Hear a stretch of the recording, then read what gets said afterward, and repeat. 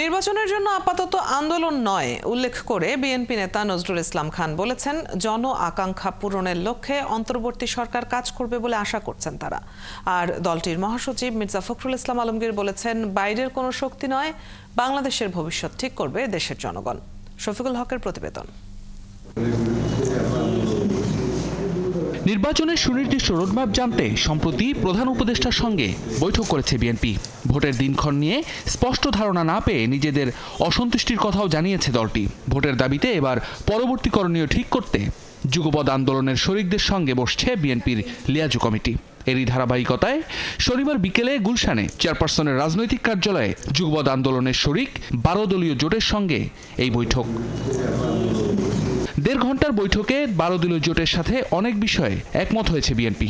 বৈঠক শেষে জোট প্রধান মোস্তফা জামান হায়দার জানান, ডিসেম্বরের মধ্যে নির্বাচন চান তারা, নয়তো বিভ্রান্তি বাড়বে।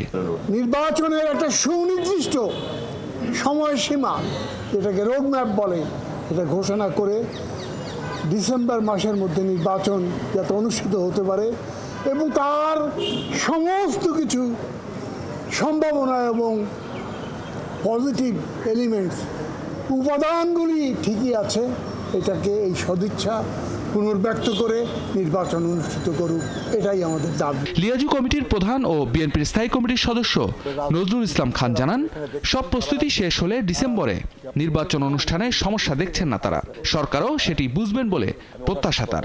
ডিসেম্বরের মধ্যেই নির্বাচন হবে বা ডিসেম্বরে নির্বাচন হবে, এরকম একটা ধরে নিয়ে একটা রোডম্যাপ ঘোষণা করা উচিত। কারণ এটার জন্য যা যা প্রস্তুতি দরকার সেটা ইতিমধ্যে সম্পন্ন হয়ে যাবে বলে আমরা মনে করি। আমরা সবার সঙ্গে আলোচনা করার চেষ্টা করছি।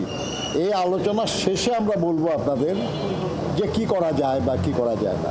আমরা মনে করি না আর কি তেমন কিছু দরকার হবে, কারণ এই সরকার যারা আছে এখন তারা তো আমরাই এই সরকারকে বসিয়েছি।